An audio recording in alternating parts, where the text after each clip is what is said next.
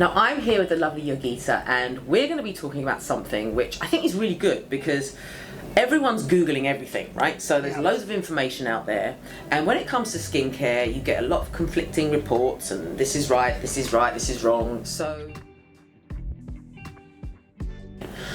what do you think are the first things that you should mention about? I know it's a big thing, but it's a big one, yeah, absolutely. So skincare, like you said, big topic, lots of information, and it can be really overwhelming because it's literally everywhere. Yeah. So fact, fiction, what to do, and there's little tricks that come on YouTube and everything. But what I would say, being in medical aesthetics, we have professional doctors and nurses here who help us with all of this. Essential skincare is critical for good skin health. Essentially, it's not just what we see on the surface, it's what's going on in underneath. We have great technology now that lets us see beneath the surface of our skin to understand what's really happening.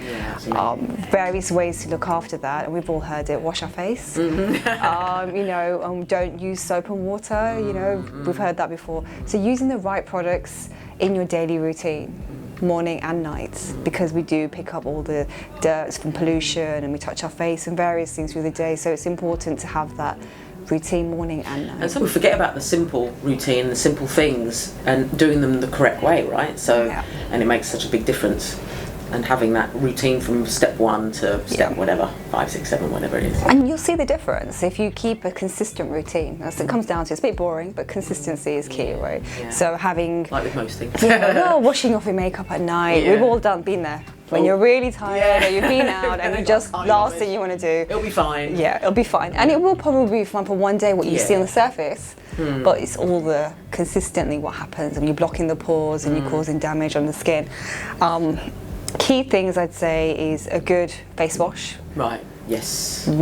Professional face washes, medical grade face washes. And that's a really good one, because with face washes, I've tried so many over the years, and finding the right one is actually quite difficult. So I think going for the medical grade ones is just a no-brainer, because it cuts out all the, is it too drying, is it too greasy, is it going to remove everything properly, etc. So I think that's one of the better ways to go. I've learned from you guys. So, well, asking the medical professionals the best way to do it, because there are different ranges, different places will sell different ranges, so it's hard to know what to go with. But if you trust your practitioner, they've got the knowledge and the medical expertise, they can recommend the best cleanser for your skin, which will be right for your skin type, because you might be dry, or you might be oily, or you might be acne prone, and all those things make a difference of your skin type.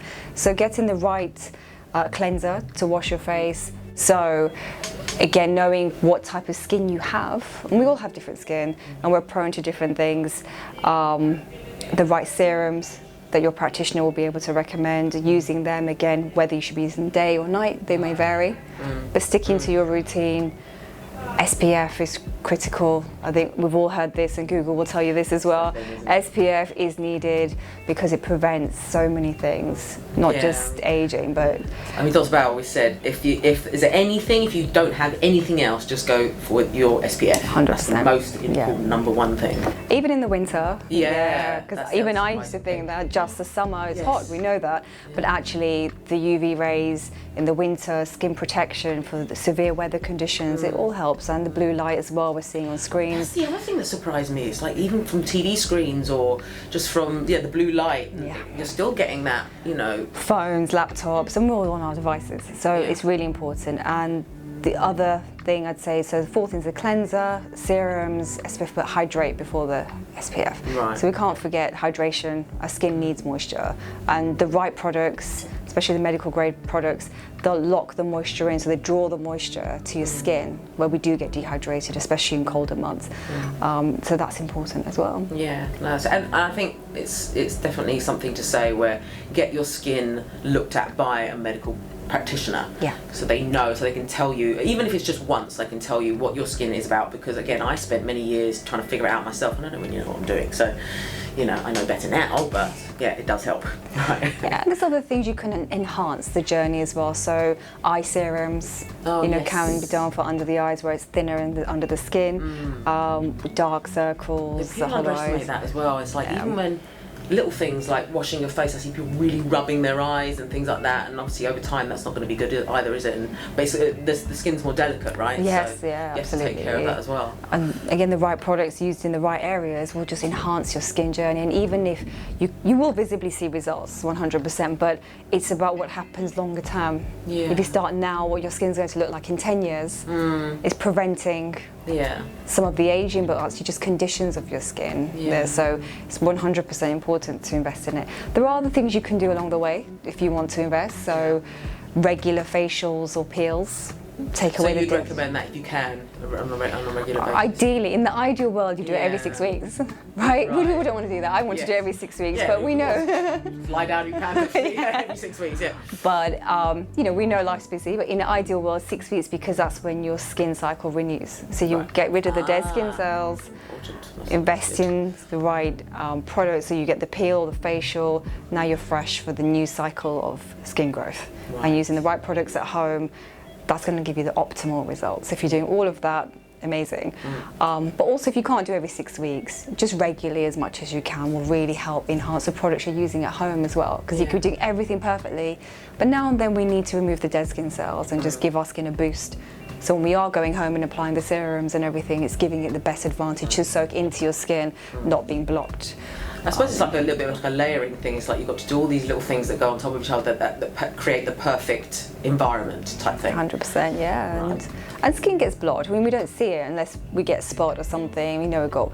But what's going on with things we can't see? I actually saw a great video on someone who'd cleansed their face, hadn't put any makeup on, any SPF or anything, and then in a few hours cleansed her face, and you could see the dirt on the cotton pad just from the environment. Just from, it sits on our skin. So hence washing at night as well is really important, even if you haven't worn any makeup, because I felt that, right? I think I've not got anything on my face, why do I need to wash my face? You have to. But there's environmental factors to consider as well. So I suppose as well, because of how we are in modern day times, you have to think about those things even more now and as years go on, because there is more pollution, there is more stress, and there is more things that we're sort of subjecting our faces and skin to. So those things become more and more important. The one thing I will do is, I've done myself, is uses the tinted SPF. Love it. Yeah. I know we have Ice Clinical and Abargian, both have fantastic SPF ranges, and I like the tint because then I don't wear foundation or concealer, because it gives you a little bit of a glow, gives you a little bit of coverage that you might feel you want when you're going out in your day. But you're not caked on with loads of makeup, and you don't think, you feel like you can breathe still. Or your skin can breathe still. And it's giving you the protection you need, because they're medical grade, they're protecting you from the blue light, looking at the screen most of the day, the environmental factors. So that's a nice little tip if you don't want to wear lots of makeup, and you're thinking, if I put SPF and hydrate and serums, it can feel like a lot when you start out.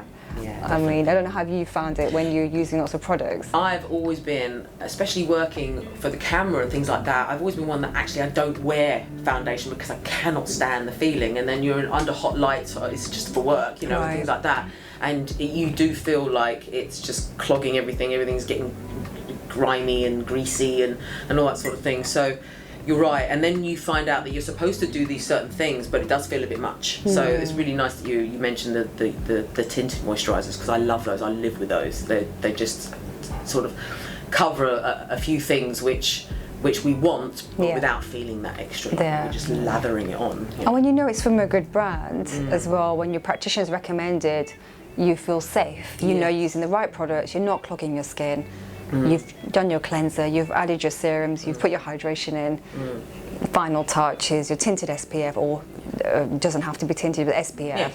And go with your day. It's a great way just to keep it set routine, you know what you need to use, and you're protecting your skin. Yeah, I think once you get used to this, another important thing about the routine, I remember when I first started implementing a routine, it's like, this is going to take ages, but actually once you get used to it and you know what you're doing, you can do it within a few minutes, and it's so worth it. It makes such a difference. A lot of people are like, I don't really want to do that, it takes too much time out of my day, we all have busy lives, but it can make such a difference. And then once you get used to it, you don't even think about it. I think it actually saves time and money.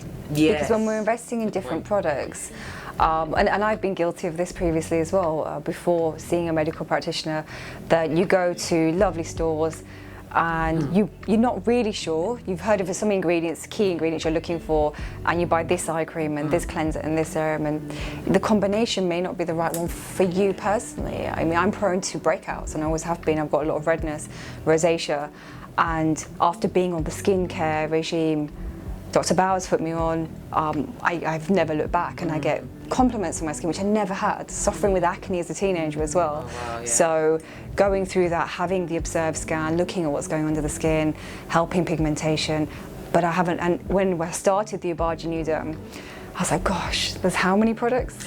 That's you know, exactly there's 7, 8, 9 products. Yes. But actually, it takes me a couple of minutes, and I know exactly which ones I need. I don't try and mix brands, and it's honestly been life-changing. Or whatever system works for you, it's once you know it works, it takes so much of the noise out, because they call it decision fatigue. Apparently. That's it. Yeah, Like so that. It definitely is a lot of decisions and a lot of fatigue. So, can't be dealing with that. So and it does make you feel okay. And I'm using this, and this, and it makes life so much easier.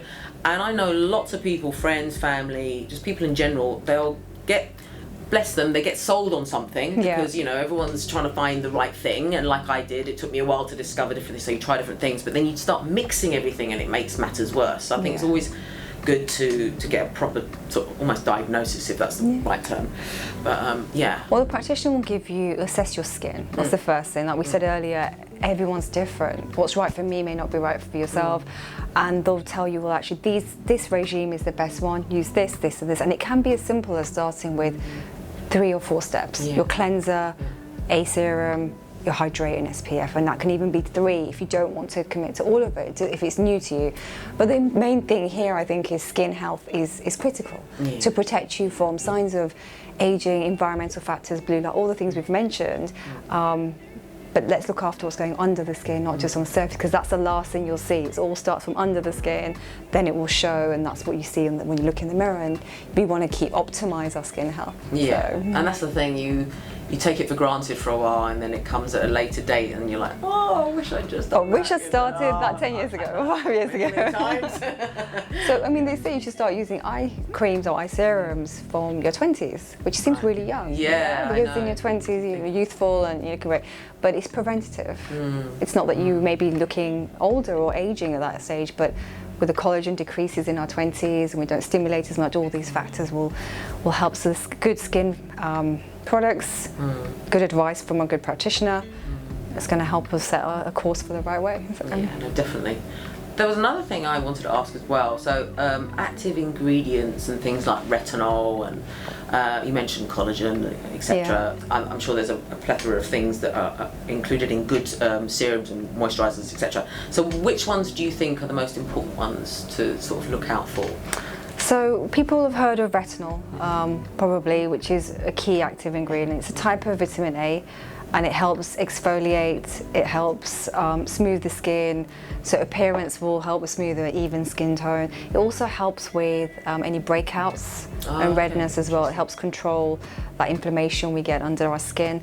So it's good for people with inflamed skin, oily skin, and it diminishes the appearance of pigmentation, wrinkles, fine lines. So it's important to put it on at night though, just before, well, not just before you sleep. When you do your bedtime routine, your night skincare routine, it's the last product you'll apply along with your eye cream, and then it can work overnight. So when your skin's healing. And one thing I did want to ask actually, and I'm sure there's lots of people that have thought of this, when it comes to the nighttime routine, is some of the things that you put on at night are better to put on at night because you're not in the sun? Is that part of it or no? I think that's part of it, but it's also to do with when you're sleeping, we know we go into replenish mode. Our skin is repairing from the day, it's repairing its organs, so it's ready for the next day when we wake up. Just like our digestive system, right? It's kind of sleeping, it's repairing itself while we're not eating and drinking. So the skin's the same, it's our largest organ in the body. It needs time to repair, so all the products we put on just before we're sleeping, actually you shouldn't put it on just before bed actually, that's the point to make. So if you put it on just before you go to sleep and go straight into bed, most of the products are going into your pillow. And it's not, and then your pillow may not be clean, even though you're not saying we clean our pillows, but even in a day, the bacteria can go onto our duvets and pillows. So I'd say I mean, I don't exactly, but I'd say an hour, half an hour before. You don't want to touch your face. You've washed your face, you've put your retinoid on, and you've done your eye cream and whatever your routine may be. Let it absorb a little, then go to bed. While you're sleeping, your skin's repairing it.